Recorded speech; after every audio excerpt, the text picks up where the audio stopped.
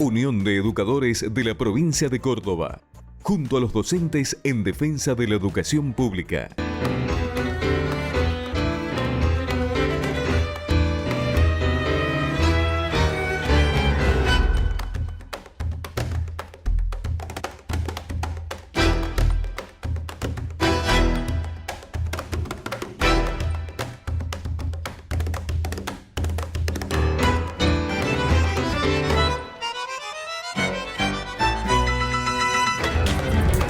Muy bienvenidos a Principio Activo Salud y Sociedad, esta propuesta para que construyamos juntos comunicación colectiva.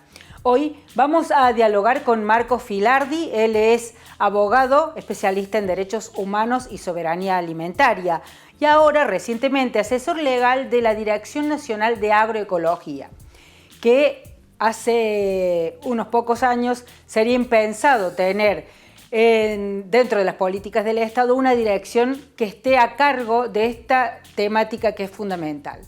Con Marcos Filardi vamos a analizar los modelos en disputa hacia adentro de las políticas del Estado, modelos en disputa que son los mismos que se dan a nivel mundial. Agroindustria y producción de alimentos para concentrar ganancias o agroecología para producción de alimentos sanos, seguros y soberanos que generen también trabajo digno. Modelos en disputa entonces con Marcos Filardi.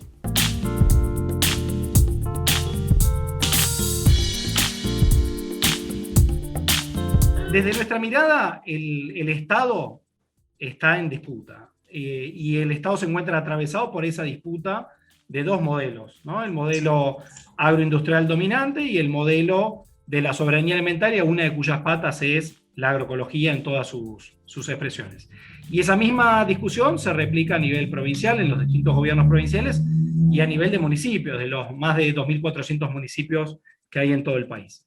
Entonces, si ponemos el ojo en lo que ha pasado en estos años de políticas públicas del gobierno nacional, vemos que algunas políticas públicas van en la dirección correcta, van en el sentido de ir hacia la agroecología y la soberanía alimentaria, y otras, por el contrario, profundizan, legitiman aún más ese modelo agroindustrial dominante. Vamos a arrancar quizás por las últimas, ¿no? Es decir, las políticas que vienen a profundizar aún más el modelo agroindustrial dominante. Por un lado, esperábamos que en el contexto de pandemia de COVID, que está interactuando con otras pandemias al mismo tiempo, la pandemia de la malnutrición en todas sus formas, ¿no? En particular el sobrepeso, obesidad y enfermedades crónicas no transmisibles, y en el contexto de fondo de una crisis climática sin precedentes, hubiera habido medidas más transformadoras, ¿no? Del estado de cosas. Es decir, abordar la raíz profunda de los problemas que nos trajeron acá y adoptar políticas públicas profundas que nos permitan, digamos, justamente abordar la raíz del problema. Bueno, esto en mi mirada no ha sucedido, ¿no? Sino que más allá de una afirmación genérica de no hay mayor responsabilidad para un gobierno que la de cuidar la salud de la población, eso tuvo algunas expresiones, pero otras de fondo no tanto. Por ejemplo, se declararon actividades esenciales todas las actividades extractivas durante la pandemia, todas, desde la explotación forestal, la megaminería, las fumigaciones con agrotóxicos, la explotación hidrocarburífera convencional y no convencional.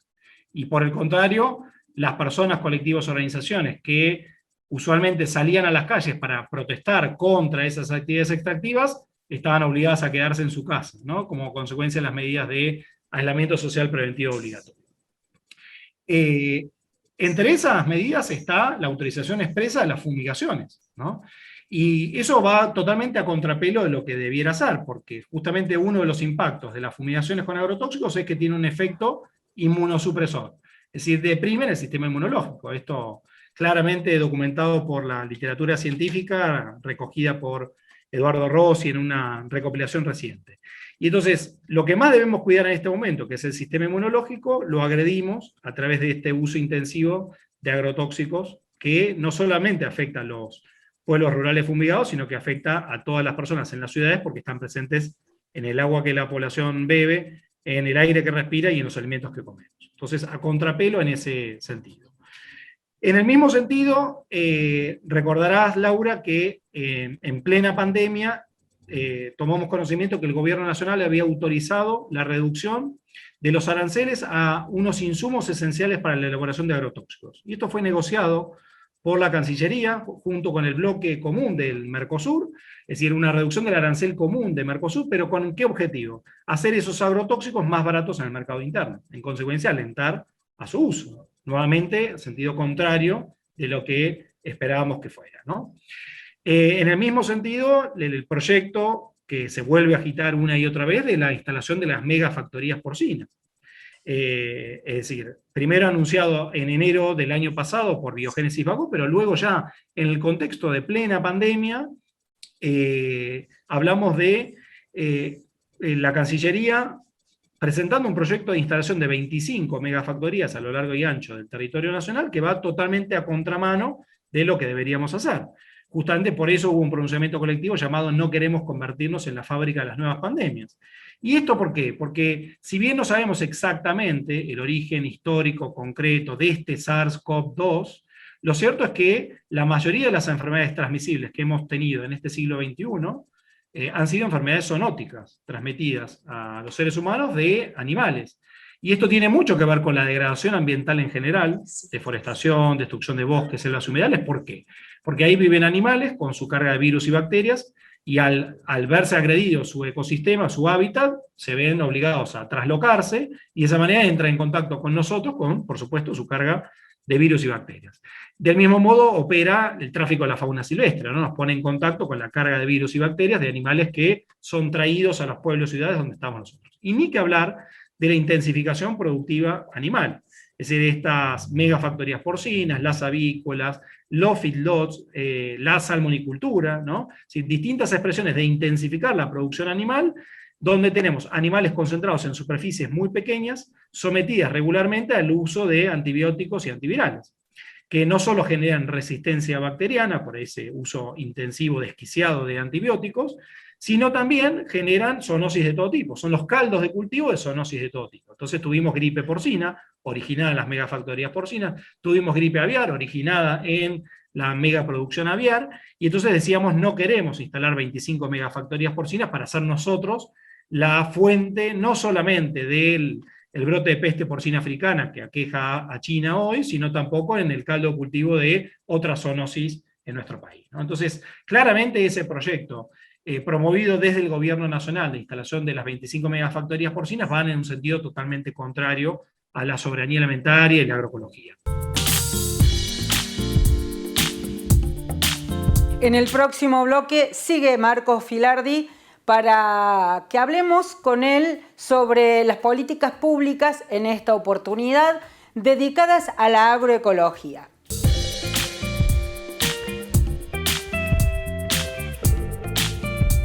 Unión de Educadores de la Provincia de Córdoba, junto a los docentes en defensa de la educación pública. Obra social del personal de la industria gráfica de la provincia de Córdoba. Defendemos el sistema solidario de atención de la salud. La salud es un derecho, no un negocio. Seguimos en Principio Activo, Salud y Sociedad. Marcos Filardi para hablar de modelos en disputa hacia adentro de nuestro gobierno en la decisión y en el estímulo sobre políticas públicas que se toman en uno o en otro sentido. En esta oportunidad, Marcos nos explica cuáles son las tendencias a favor de la agroecología.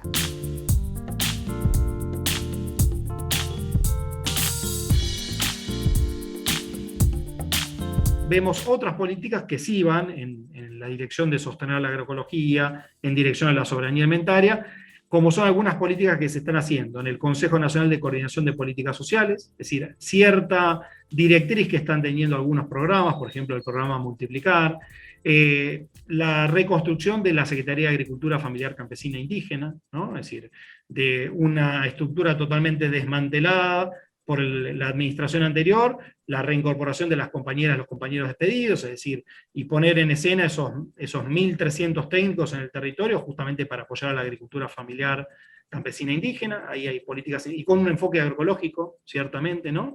Proyecto de ley de fomento de la agroecología, acompañado por el Ministerio de Agricultura, Ganadería y Pesca, y el Ministerio de Ciencia y Tecnología, incluso la propia estructura de CONICET, y trabajado, digamos, de manera coordinada por los dos ministerios, la creación de la Dirección Nacional de Agroecología en el ámbito del ministerio, y Eduardo Cerdá a cargo, ¿no? Es decir, no un paracaidista, sino una persona con 30 años de recorrida en el país de construcción de la agroecología, con mucha legitimidad, de sobra, yo diría, para estar ocupando ese lugar. El desembarco de Nahuel Levalle a cargo del mercado central, ¿no? Es decir, con toda la estructura, todo de la UTT, con los 16.000 familias productoras a lo largo y ancho del país.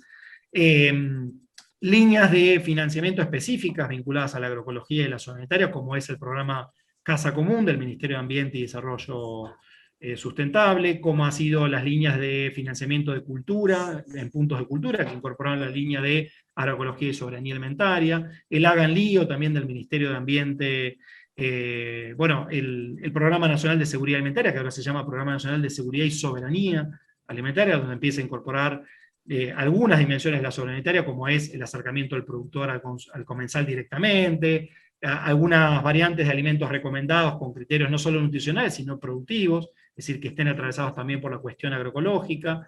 Es decir, hay políticas también interesantes que van en la dirección correcta. Estamos entrando en una encrucijada civilizatoria. Por eso decimos, la pandemia debiera servirnos para ver las causas profundas del estado de cosas que nos trajo esto. Si no abordamos esas causas profundas, bueno, ahora vacunaremos masivamente a la población, pero el año que viene vamos a tener otra variante del mismo virus, o tendremos COVID-20, COVID-21, COVID-22, u otras, ¿no? Pandemias por venir. Por el contrario, ¿qué necesitamos? Agroecología, necesitamos sistemas alimentarios verdaderamente resilientes, cuidar el agua, cuidar el aire, cuidar el suelo, porque eso al final de cuentas es cuidarnos a nosotros mismos, generar sistemas inmunológicos fuertes con una alimentación sana, segura y soberana, libre de agrotóxicos, libre de antibióticos, es decir, que los antibióticos sigan teniendo su eficacia, ¿no? Para actuar cuando son necesarios que actúen, ¿no? En definitiva, tenemos que transformar de raíz nuestros sistemas alimentarios, porque si no, vamos inexorablemente a un suicidio colectivo como especie.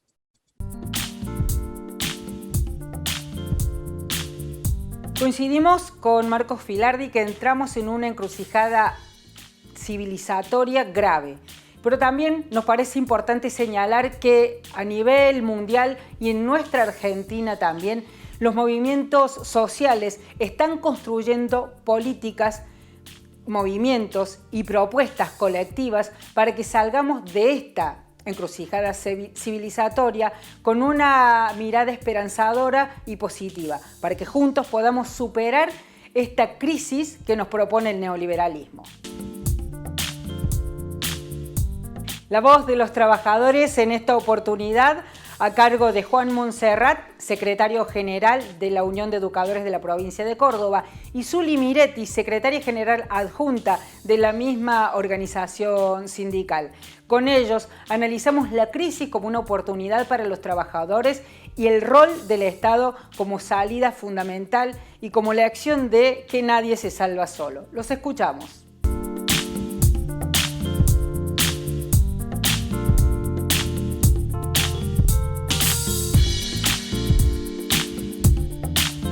Sin duda que es una oportunidad. El tema es que tengamos organizaciones potentes y fundamentalmente la voluntad política de poder intervenir en una sociedad que prácticamente se desentiende del otro.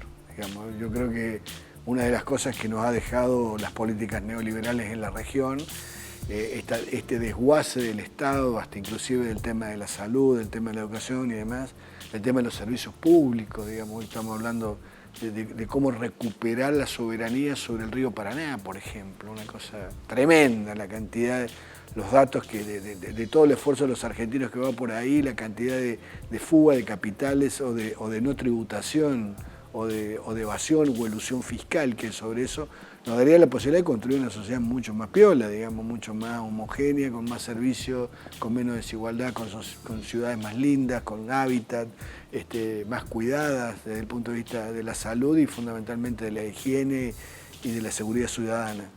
Pero bueno, es todo un debate porque también el capital tiene que atender sus propios límites, digamos. Bueno, estos debates que se están dando en las organizaciones internacionales, en los grandes ricos le dicen, bueno, tenemos que pagar impuestos a la riqueza, este debate que hay con el Fondo Monetario Internacional acerca de cuáles son sus prioridades dentro del mundo, bueno, el cuidado del medio ambiente, bueno, en fin, me parece que hay temáticas de orden global que no son fuera de la Argentina ni fuera de Córdoba, están adentro mismo de nuestros cotidianos, que sin duda las organizaciones sindicales lo tienen que tomar, tal vez no como una prioridad, sí, pero como una referencia concreta de donde uno vive la política y desarrolla la política sindical.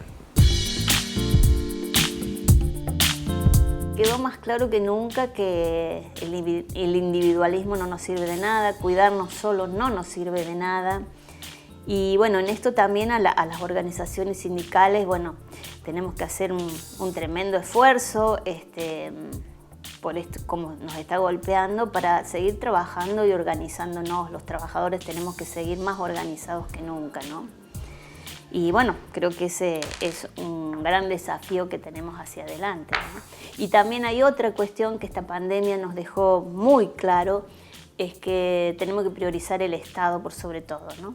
Porque no vino el mercado a solucionarnos el tema de la pandemia, a vacunar a la población, sino que fue el Estado.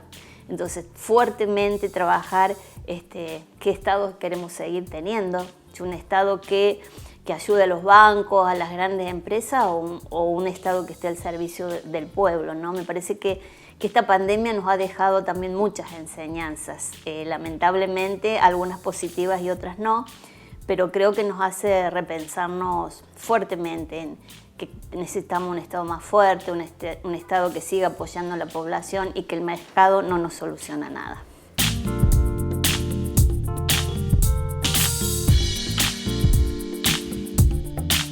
En el próximo bloque de Principio Activo Salud y Sociedad, Melissa Luc con el acostumbrado micro de economía feminista.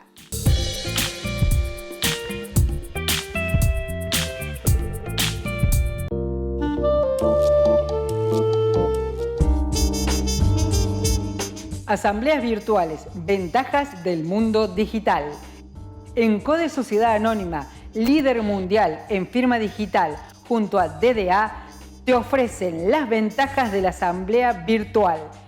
Menos costo, más ágil, más simple con validez legal y resguardo. Unión de Educadores de la Provincia de Córdoba, junto a los docentes en defensa de la educación pública. BM Consultorios Odontológicos. Somos un equipo de odontólogos formados para prevenir y cuidar tu sonrisa. Te cuidamos, nos cuidamos. Obra social del personal de la industria gráfica de la provincia de Córdoba. Defendemos el sistema solidario de atención de la salud. La salud es un derecho, no un negocio. Tercer y último bloque de Principio Activo Salud y Sociedad. Y en esta oportunidad, Melissa Luc va a hablar sobre la ley que reconoce los aportes para las tareas de cuidado a pedido de nuestro público que pidió más información al respecto. Hola a todos y a todas. De nuevo Melissa Luc hablando de economía feminista. Bueno, en las últimas semanas hemos estado hablando un poco sobre la nueva ley jubilatoria para las mujeres que tienen hijos, en la cual se les permite que se considere un año de aportes jubilatorios por hijo que se hayan tenido hasta 3 años. Esto es, si se tienen más de 3 hijos, no se puede acceder a más de 3 años de aportes jubilatorios. Y les quiero contar un poquito más por qué es algo positivo para el colectivo femenino, en particular para las mujeres. Esta ley lo que permite hacer es que no solamente se considere el año que el primer año o los meses de embarazo en donde las mujeres generalmente salimos del mercado laboral para poder dedicarnos al cuidado de nuestros hijos o que pedimos licencias maternales más largas que las mínimas de 3 meses que nos dan por ley, lo que está haciendo básicamente es reconocer ese trabajo como válido para el sistema económico. Pero no solamente se está reconociendo ese trabajo, el del cuidado y la crianza de niños, sino que se está considerando que las personas que tienen que cuidar a otras personas en realidad no dejan de aportar al sistema, sino que siguen siendo económicamente importantes para el sistema. Porque el cuidado de los individuos permite al sistema capitalista y al sistema económico capitalista poder tener trabajadores y consumidores aptos y sanos para consumir y trabajar, sin el cual el sistema no podría funcionar. Por lo tanto, cuando las mujeres destinamos nuestro tiempo al cuidado y a la crianza de los niños, en realidad estamos haciendo un aporte económico al sistema y este tiene que ser reconocido. Y esta ley lo que hace es reconocerla, pero solo para aquellos que están dentro de la formalidad. Ahora bien, ¿qué sucede con las personas que no están dentro de la formalidad ni de la legalidad y por lo tanto no hacen aportes jubilatorios? Obviamente que todas las leyes que contemplen este tipo de situaciones van a beneficiar en primer lugar a las personas que están dentro de la ley. Esa es una de las primeras denuncias que hacemos desde el colectivo feminista y desde la economía feminista. Es por eso que en realidad las leyes, por ejemplo, de ama de casas que permiten a las amas de casa acceder a una jubilación mínima debido a que no han podido trabajar en el mercado formal, ya que se han dedicado al cuidado de los miembros de las familias dentro del hogar, en realidad ese tipo de leyes benefician claramente mucho más a aquellos que no hayan hecho aportes nunca. Aún así, lo que puede llegar a suceder es que esta nueva ley que contempla estos 3 años jubilatorios para las personas que hayan tenido 3 o más hijos, pueda beneficiar de forma indirecta a las amas de casa que nunca hicieron aporte, ya que pueden adjudicar que sí tienen hechos aportes jubilatorios gracias a la cantidad de hijos que tuvieron y al hecho de que eso les da un año de aportes.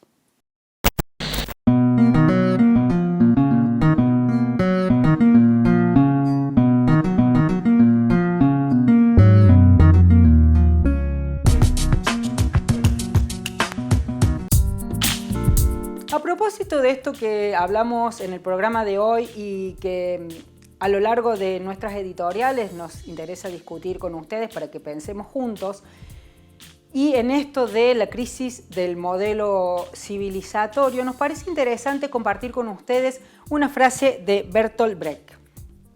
No aceptes lo habitual como cosa natural, porque en tiempos de desorden, de confusión organizada, de humanidad deshumanizada, nada debe parecer natural, nada debe parecer imposible de cambiar. Hoy hablamos de modelos en disputa, específicamente hablamos de la producción de alimentos de forma agroindustrial y de forma agroecológica, teniendo en cuenta que la producción agroindustrial nos aleja del concepto de alimentos y nos acerca a una versión de expropiación y explotación de recursos naturales y humanos y profundización de la dependencia tecnológica y de la destrucción ambiental. Este modelo que además concentra riquezas para unos pocos que en su mayoría fugan capitales y no reinvierten ni redistribuyen, versus la agroecología como forma de producción de alimentos sanos, seguros, soberanos, que genera arraigo en nuestro territorio, que genera trabajo digno y que genera una forma de reconectarnos con el alimento a través de una propuesta saludable y también que genera soberanía cultural y social. Estos modelos en disputa son el reflejo de la crisis civilizatoria que vivimos a nivel mundial, donde el neoliberalismo sigue queriendo expropiarnos de nuestra fuerza de trabajo, de nuestros recursos naturales, de nuestra posibilidad de vivir en forma natural y armónica con el ambiente, con el solo objetivo de concentrar riquezas cada vez en menos manos. Ahora, este sistema que tiene que ver con una construcción cultural, con una forma de producción y de pensar el mundo, está mostrando que es incapaz de dar soluciones colectivas a los conflictos de la humanidad, a los conflictos sociales, pero esta incapacidad de dar respuesta no significa que sea el fin de la hegemonía de esta forma de pensar. Porque, por el contrario, se recrudece como forma de pensamiento egoísta y utilitario y deja de importarle el convencer a la gente de que esta forma es la mejor. Se escinde así de los seres humanos a los que no les importa dejarlos tirados por el mundo ni explotarlos y profundiza su necesidad de generar riquezas sin importarle la democracia. Hoy, por primera vez en el mundo, el neoliberalismo encuentra en los sistemas democráticos un enemigo real de su forma de expropiación y de explotación. Pero además, paradójicamente, se quiere servir del Estado para que el Estado subsidie las empresas que quiebran por esta irracionalidad de consumismo. Ahora, el Estado debe salvar estas empresas, debe subsidiar la banca privada, debe subsidiar empresas que no han tenido la posibilidad de seguir adelante en su forma de especulación desmedida, o debe ayudar a las organizaciones sociales, cooperativas, organizaciones que desde el principio de la pandemia y desde mucho antes tienen una forma de organizar el esfuerzo solidario con una redistribución igualitaria y equitativa. Ahí también hay una disputa de dónde debe poner el esfuerzo el Estado, en la construcción de respuestas colectivas y solidarias y la construcción de bienes públicos, o para seguir profundizando la dominación del capital privado sobre los intereses colectivos. ¿Usted qué opina? Es claro que esta crisis civilizatoria nos pone frente a una toma de decisiones fundamental. Es claro que necesitamos cambiar la forma de pensar el mundo en términos económicos, sociales y culturales. También es fundamental asumirnos como protagonistas importantísimos de este cambio. Queremos ser consumidores acríticos, sin objetivos sociales y siendo un eslabón más de este sistema expropiador que nos está dejando sin mundo, sin planeta, sin felicidad en la vida más allá de lo material. ¿O queremos ser creadores de un nuevo sistema en el cual nos reconectemos con el otro, con el planeta, con la Tierra, con nuestro entorno y aprendamos a producir amorosamente y con dignidad? La Madre Tierra clama la respuesta.